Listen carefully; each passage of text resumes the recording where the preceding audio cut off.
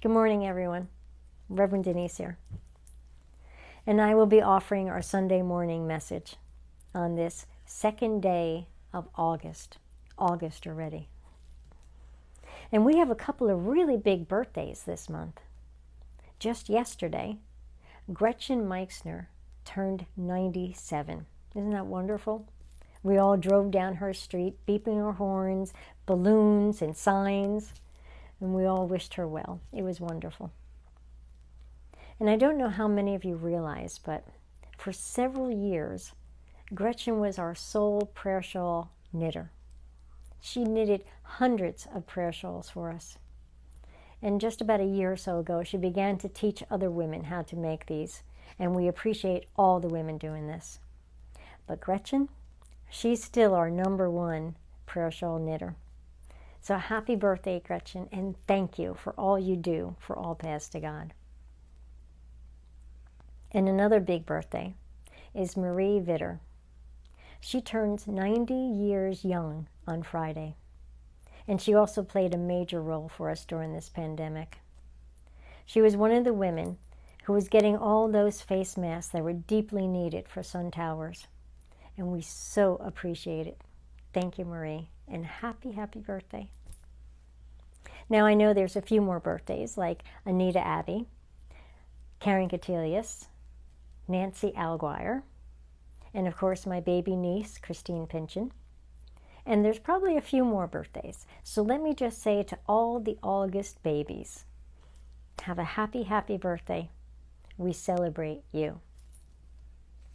And to everyone, good Sunday morning to you, and welcome to my home, which for today will represent All Paths to God.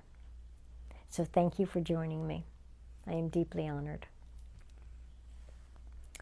Today's topic was inspired by a little message by Mahatma Gandhi. Once, while Gandhi's train was slowly pulling out of the station, a reporter ran up to him and asked for a message to take back to his village, to his people. Gandhi's reply was a hurried line scrawled on a scrap of paper, and he handed it to the reporter to take back to his village. And it simply said, "My life is my message." My life is my message. That's a very profound statement. So let's take a look at it. Let's address it. If my life is my message, then there's a lot of questions I should be asking myself. Like, what is my life saying about me?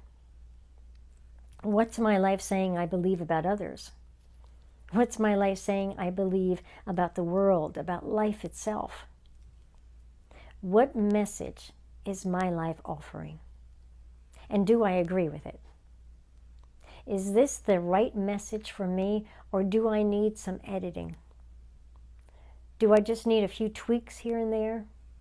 Or maybe I need a whole script rewrite, and I need to call my friend Linda. She's a writer. But you know, just hearing the words, "My life is my message," that can sound a little scary, a little shocking. But let's not let it overwhelm us. Our life is filled with many messages. So maybe we can start by thinking of just one little message that we can concentrate on. Let's just start there. Maybe, for example, it's that you stand for peace. So ask yourself some questions. Do people see you as a peaceful person? Do you bring a sense of calm into the environment? Are you seen as a balanced and even-tempered person? And most importantly, do you feel peaceful within yourself? What is inside you? Which reminds me of this post I had seen on Facebook. And it was so profound that I saved it because I knew I wanted to share it with you. So thank you, Lisa No, for sharing the original post. And it said, "You are holding a cup of coffee. When someone comes along and bumps into you or shakes your arm, making you spill your coffee all over the place. Now, why did you spill the coffee? Well, because someone bumped into me, of course, right? Wrong answer. You spilt the coffee because there was coffee in your cup. Had there been tea in your cup, you would have spilt tea. Whatever is inside the cup is what will spill out. Therefore, when life comes along and shakes you, which undoubtedly it will, whatever is inside you will come out. Now, this is a bit like what we had recently talked about when I had said sometimes people are like garbage trucks, right? Well, anyway, the post went on to say, it's easy to fake it till you get rattled. Now, that's an important line to take notice of, especially with the example we were just using, that you stand for peace as a possible life message. Now, in that instance, if you are calm and relaxed around people only when things are going well, then that's probably not the message you are giving, that you stand for peace. So let's ask some more questions. When life does get you rattled, how do you react or respond? And how long does the effects last? Do you lash out and then make up excuses for why you did? Like, not my fault, they made me do it, it's because of them? Or do you react and then correct whatever spilt out? Now, of course, we all would love to be able to respond perfectly the very first time we get rattled, or when life throws us a curve, to just go with the flow without any hesitation. But we are human. And anyway, our reactions are not really bad. They are our communication system. Our emotions are telling us when we're not in alignment, when something is off. If we have something happen to us and we had a congruent reaction, well, it might still feel bad, but it won't last nor damage us, because we're not masking it. We're not pretending it was fine when it wasn't. Because it's the cover-ups and the extremes, that's what does the damage. So now let's use the coffee episode again.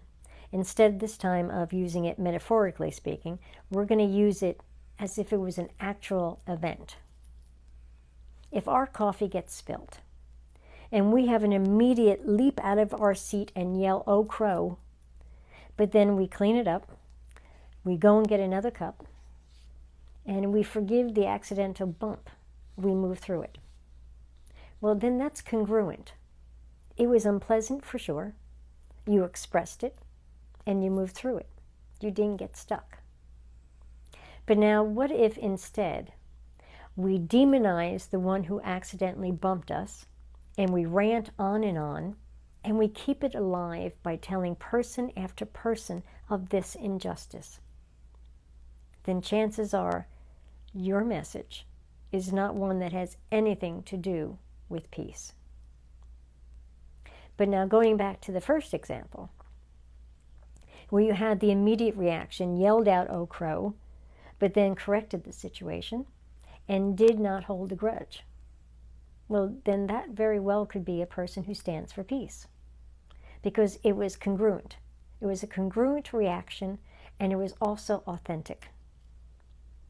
So what I'm trying to say here is, we don't have to be a Mother Teresa to be a kind person who lifts up others in need. We don't have to be a Martin Luther King to be loving and to treat people with respect, or to choose to walk the path of justice and equality for all. We just have to look within ourselves and be that person. Be true to who we are meant to be. Don't fake it. Instead, find it, seek it. Take the time to look at your life and ask the questions, because your life is your message. And if you're not agreeing with the message that your life is saying, you are the only one then can write a new script. You are the producer, you are the director, you are the editor, the publisher, and you are the actor. It's your story, your life. What do you want it to say? I found a quote that I absolutely love. It says, "How cool is it that the same God who created mountains and oceans and galaxies looked at you and thought, the world needed one of you too." Wow. Now that's something to take to heart, right? Because we're not here by mere chance or by accident, and certainly not by mistake. But we are here intentionally, exactly, perfectly, and necessarily. We are meant to be here.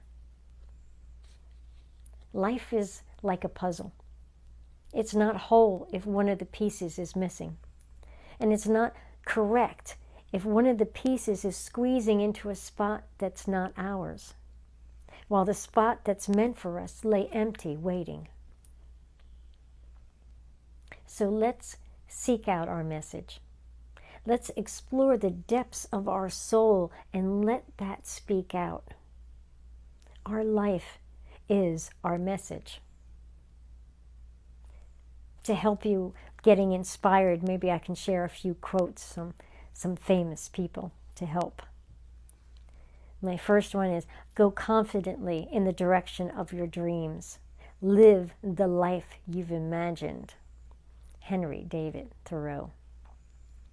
And from Ernest Holmes, does the thing I wish to do express more life, more happiness, more peace to myself, and at the same time harm no one? If it does, then that's right. And Alan Alda said, begin challenging your own assumptions. Your assumptions are your windows on the world. Scrub them off every once in a while, or the light won't come in. And lastly, a quote from Father Thomas Merton. To say that I am made in the image of God is to say that love is the reason for my existence. For God is love. Love is the reason for my existence. Now that's a great message. We can focus on what in our lives we love, who we love, what we do that we love, why we love what we love. It's all high energy. I'd like to share one more story that Bonnie Parker passed along to me. I shortened it up a little bit. It's called, It's Not What You Gather, But What You Scatter. It's about a woman who went into a small grocery store buying some potatoes when she noticed a small boy, delicate of bone and feature, ragged but clean. He was hungrily apprising a basket of freshly picked peas. The woman began to listen to the conversation between the small boy and the grocery owner, Mr. Miller. "Hello, Barry. How are you today?" "Hello, Mr. Miller. I'm fine. I'm just admiring them there peas." "Would you like some?" said Mr. Miller. The young boy replied, "Don't have anything to pay with." Mr. Miller then began to bargain with the small boy, asking what he had to trade. The young boy thought and said, "Well, I do have my prized blue marble," as he pulled it out of his pocket and showed Mr. Miller. "Well, that sure is a beauty," he said. "But you know, I like red. Have you any red ones at home?" The boy told him that he wasn't sure, but he would go look. Mr. Miller told the boy to take home a sack of peas, and the next time he was in town, to stop in and show him the other marble. Just then, Mrs. Miller came up to the woman and explained to her, "There's 2 other boys just like that, sweet as can be, but they are in very poor circumstances. My husband barters with them all the time, sending them home with peas or potatoes or tomatoes, and always telling them to come back with their other red marbles or another color, only for him to change his mind and ask for a different color yet as he hands the boys more food. The woman left the store smiling, impressed with the kindness that she had witnessed. Several years had passed now before the woman was back in that area, when she heard of the passing of Mr. Miller and decided to go and pay her respects. Ahead of her in line at the funeral home were 3 young men, one in an army uniform, the other 2 in dark suits, white shirts, looking very professional. They approached Mrs. Miller, each giving her a hug as they wept. Then they went to stand by the casket. Mrs. Miller watched the young men with tears in her eyes. When it was the woman's turn, she reminded Mrs. Miller when she last saw her and told her how it had always brought a smile to her, thinking of the kindness of Mr. Miller and those boys with the marbles. Mrs. Miller smiled at her and took her hand, leading her up to the coffin. She said, "We never really had a lot of wealth, but right now my husband would have considered himself the richest man in the county. You see those young men that just left? They were the little boys you remember," as she gently turned her husband's hand to reveal 3 beautifully shined red marbles. Isn't that sweet? Well, this story says that its moral is, we will not be remembered by our words, but by our kind deeds. And I want to share again a quote by Maya Angelou I have told numerous times. She said, "They may not remember what you said or even what you have done, but they will always remember how you made them feel." Well, Mr. Miller made those boys feel valued and important. He truly touched those boys' lives and many others. I think Mr. Miller would be happy with the message of his life. And that's what I want for us. To be happy with our message. To smile when we think or hear those words. Our life is our message. So take the time to ask yourself the questions. And if you don't like the message, if you no longer agree with what it's saying, you can change it. You can rearrange it, or you can completely rewrite it. It's your message, your life. What do you want it to say? So look within, seek it, find it, be that person. Remember, while God was creating all this magnificence of nature, God looked at you and thought, yes, the world needs one of you too. It's true. The world needs you. So let's do this all together. Place your arms straight out, then crisscross to your shoulders. Give yourself a great big hug. I love you all. Thank you. Namaste.